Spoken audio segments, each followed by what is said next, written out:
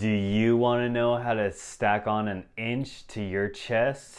Yeah, well, stick around and I'll teach you how to do that.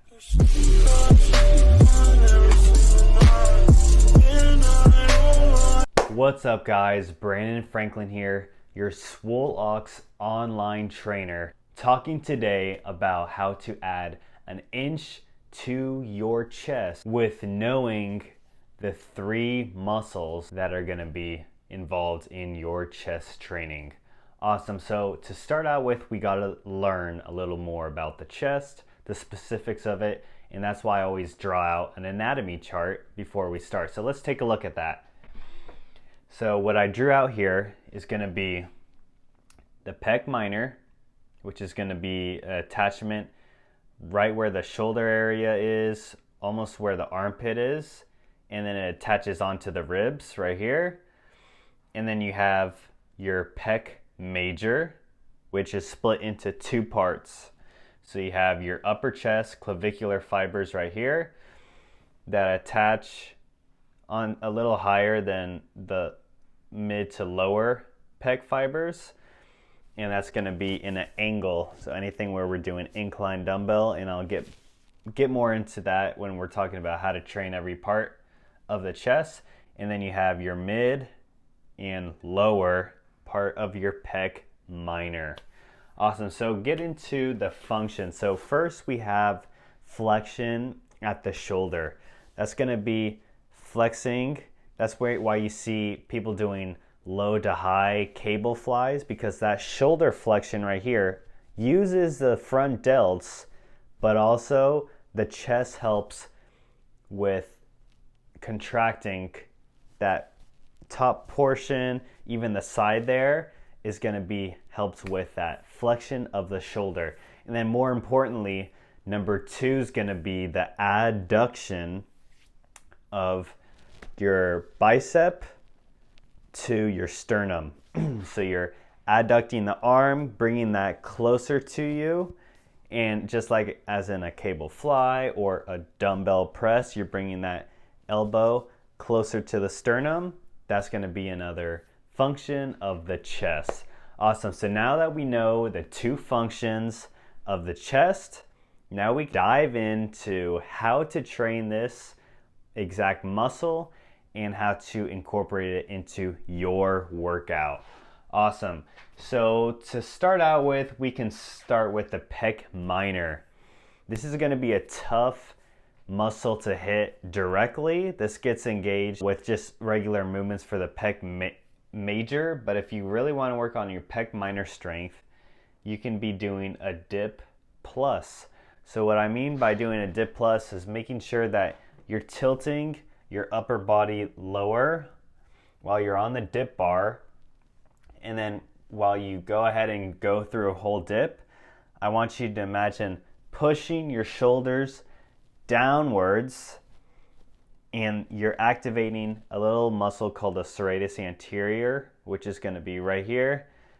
These little tiny muscles, the aka boxer muscle, where it's protraction of the shoulder. So you're pushing your arm forward even farther than a neutral position, and that's going to help really stretch out that pec minor because it attaches so high. You're going here, and then you're really pushing your shoulders down to the ground.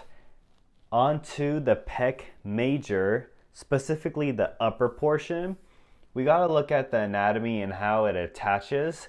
So anything where people tell you, oh, let's do an incline barbell press, or anything where you're touching the clavicle super high and you're flaring out those elbows, in reality, it's not hitting your upper chest. You might feel it a little bit, but you aren't maximally contracting that muscle because you're going to be using your front delts. The more you let that elbow travel up, the more the front delts are going to take over. We don't want that because we want to just grow the chest, and the front delts love to take over and steal the gains of the chest, and we do not want that. So instead of the barbell incline press, we can go ahead and do dumbbell press. And instead of flaring out with our elbows, I want you to come into a 45-degree angle, because when we come to a 45-degree angle, we have that tilt on the dumbbell and more freedom to be able to press it in the same motion as the upper clavicular fibers of the chest run. So you're able to really contract, and imagine bringing that elbow to the sternum instead of just pressing the weight away from you. I want you to imagine taking that elbow right to the sternum and contracting that way. Much harder contraction, and it'll help your mind muscle connection to just the chest and not those other pressing movements like the triceps and the front delts. And then onto the pec major, the middle of the pecs. That pec major is going to be the bigger muscle that you see. That can be involved with mid flies, so setting up the flies at a shoulder height position and coming in just like that, or pullovers, but not for lats. Or you hear this, you can do pullovers for back, but more specifically for chest. I'll throw up a video right here of pullovers so you can see with the pullovers that you got to have your legs either kicked up or your whole body's going to be on the bench instead of just your shoulder blades are going to be on the bench for lats. And then the whole time you got to be with the dumbbell, you need to imagine pushing your hands together. That's going to be super important, because if you don't do that, your back is going to want to take over. But once you start pushing those hands together, you activate right in the middle of the chest. You activate those inner chest fibers, and it's going to be able to really develop the middle portion that you see a lot of people lack, and develop that line, right? So that's going to be really good for the pec major right in the middle there. And then to finish it off, that pec major, but the lower portion of the pec major, you can target that by doing any kind of decline pressing, whether that be a hammer strength machine where you just have the setting really, really low, and then you're able to work with the bottom portion of it and really attacking that line that's going to get rid of man boobs and that kind of thing. And any kind of decline flies where you attach the cable all the way at the highest setting, taking that and then coming down and running with the fibers here. You're starting all the way at the position at the top, stretching that chest, and then coming down and making sure to contract, and again bringing that bicep closer to the body, in the middle of the line of the body, or a little lower than the sternum, and that's going to be able to contract those lower fibers of the chest, which is super important.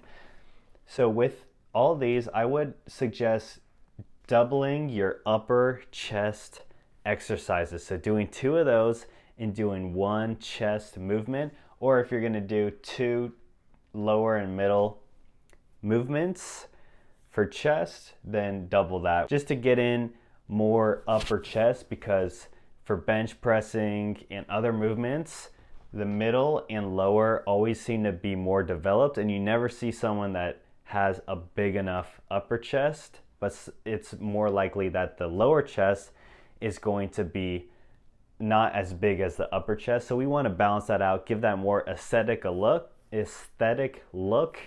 and make sure that you grow that 1 inch of pure chest muscle fibers.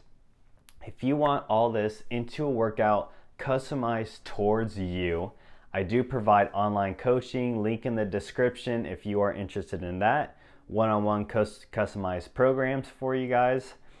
And make sure to like this video if you like this series of how to grow your chest muscles. Awesome.